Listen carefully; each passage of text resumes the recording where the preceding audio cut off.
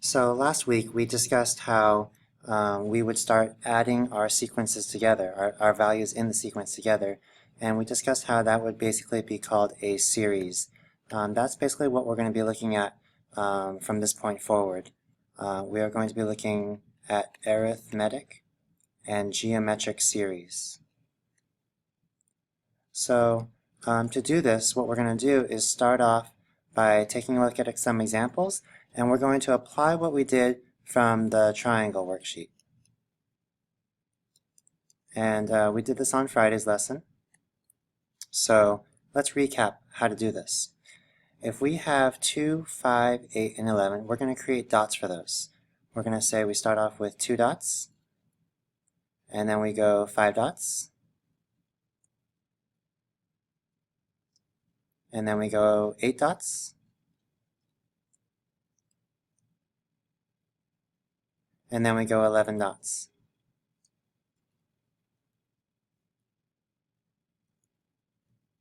So our sequence looks like this, our pattern looks like this.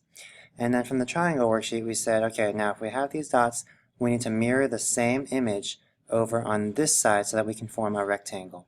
So if this was 11 dots, we need to supplement that with the extra 2 dots, just like we see 2 dots up here. And then this one will be 1, 2, 3, 4, 5 dots. And we're just matching everything up like this. And then here we have another 8 dots. And then right here we'll have another 11 dots. Like that. So we see that there are black dots and white dots. And when we do this, basically we can create our formula saying that what we formed was the series 2 plus 5 plus 8 plus 11. And since we created double images of that, we said that we have 2 of them. That's basically representing our 2 triangles equaling 1 rectangle. And the rectangle we see here is, if we look at the dimensions of this rectangle, the dimensions are made up of 1, 2, 3, 4, 5, 6, 7, 8, 9, 10, 11 black dots, plus another 2 white dots. And because we have 1, 2, 3, 4 rows of this, we can say that this is multiplied by 4. So these are equivalent. Basically, 2 triangles equals 1 dimension of a rectangle. And so when we want to solve 2 plus 5 plus 8 plus 11, we can basically divide both sides by the 2, and what we would end up with is 4 times 11 plus 2 all over 2. And we saw that formula from Friday's lesson. So what we can see here is that 2 plus 5 plus 8 plus 11 is equal to, if we just do the math, 11 plus 2 gives us 13. 13 times 4 divided by 2, well, 4 over 2 is like 2, so 2 times 13 gives us a value of 26. So all that added together gives us 26. Okay. Likewise, let's do the same thing here. Now in your notes, this isn't written here, so write that down. Plus t sub 49 plus t sub 50. Okay. So when doing this problem, basically we're seeing here that just like we saw in this problem here, basically we are adding 3 every single time to get to our next sequence. So really, if we want to create some kind of explicit formula for this, we know that t sub n is equal to that slope. It's an arithmetic sequence, so we see that slope is 3 times the term number. And really, to go to our case numbers 1 here, if we have 1, 3 times 1, we get 3, but we want the value of 2, so that must mean that we must subtract 1 then. Okay? So t sub n is equal to 3n minus 1. If that's the case, we can then find what t of 49 is. T of 49 would just be 3 times 49 minus 1. Doing the math there, we get 146. And then t sub 50 would be 3 times 50 minus 1, and that gives us 149. Okay? So we basically know that this sequence, or rather this series, is saying, let's add up 2 plus 5 plus 8 all the way until we get to 149. And we want to find out what that is.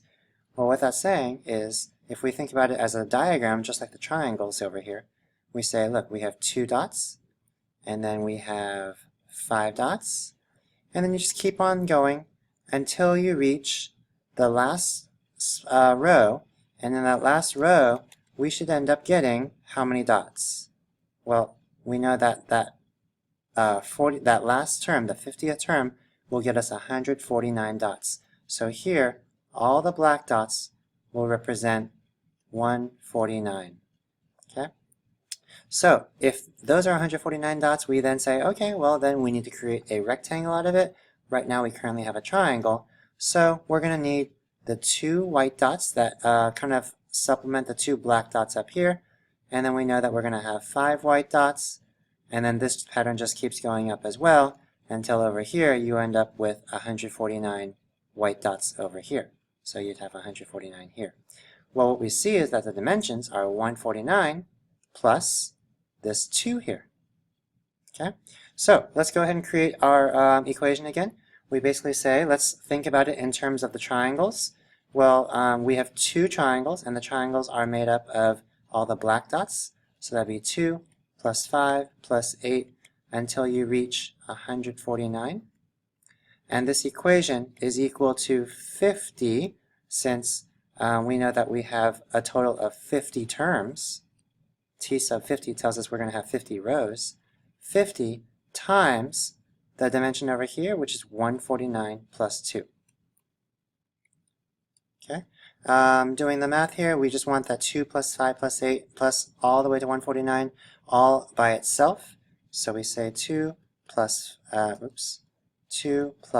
5 all the way until we reach 149 is equal to 50 times 149 plus 2, 151, and then we have to divide everything by 2 since there was this 2 here.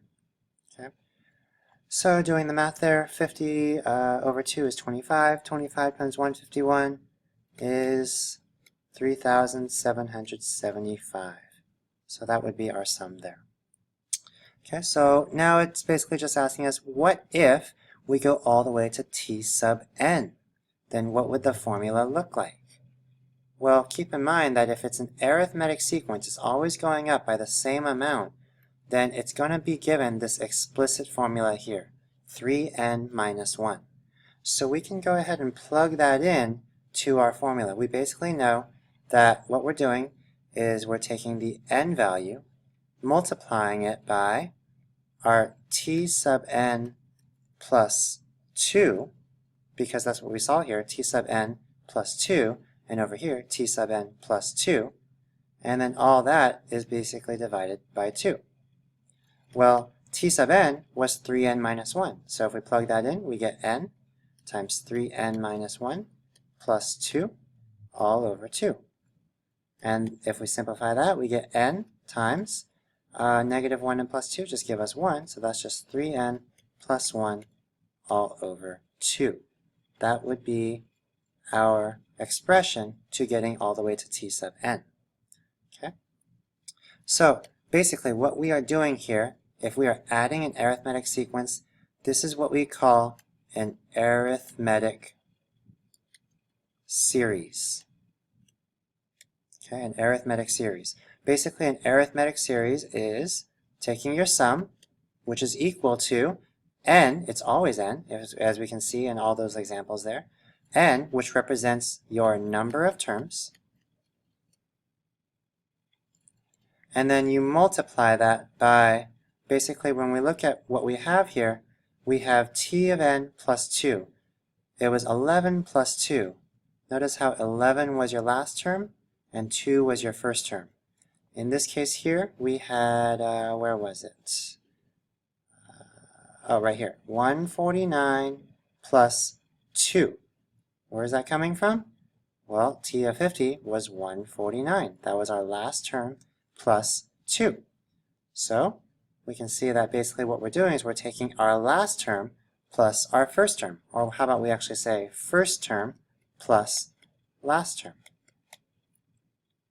And then we divide everything by 2.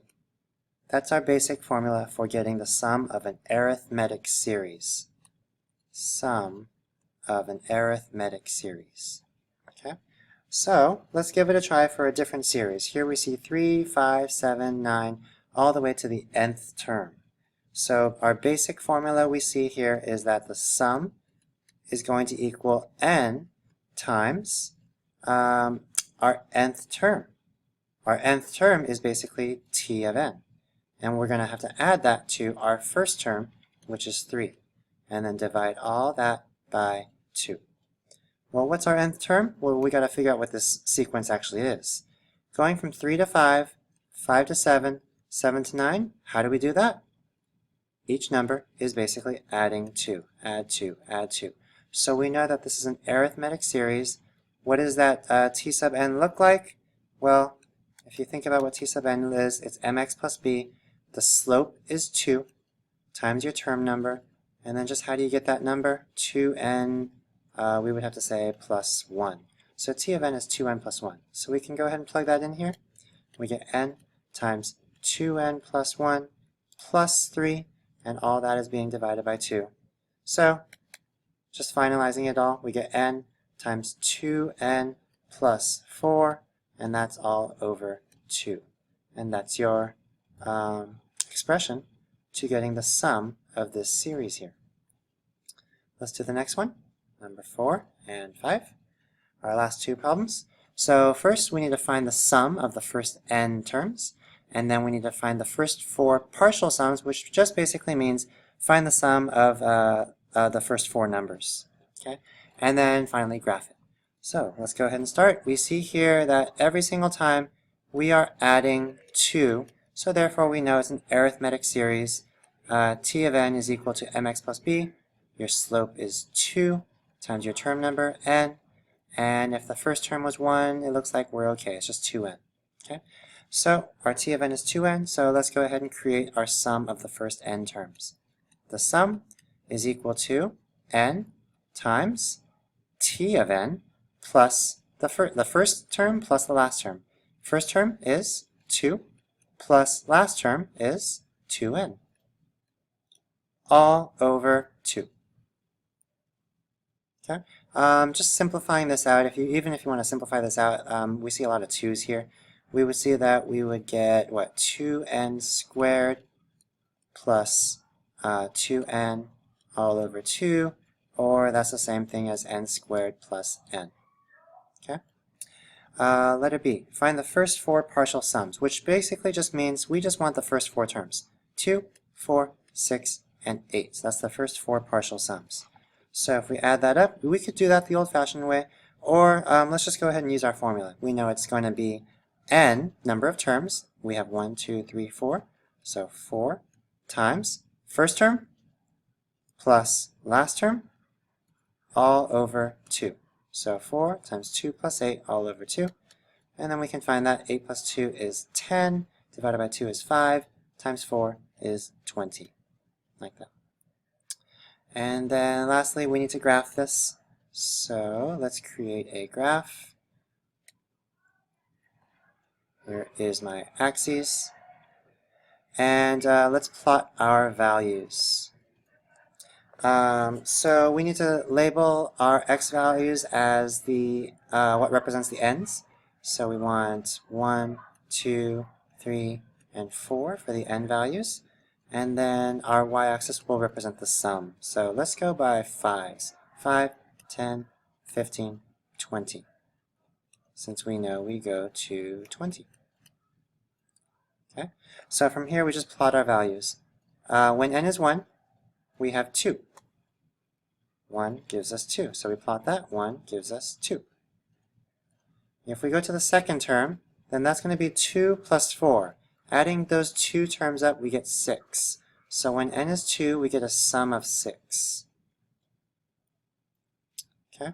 When n is 3, then we need to add 2, 4, 6. So we know that this is 6 plus 6 gives us 12. So the third term will give us a sum of 12. And then lastly, we need to add another 8. We said that that was 20, so 4 will give us 20. Okay. And as you can see here, you kind of create this curve. And if you think about that curve enough, you know that that curve is actually going to form a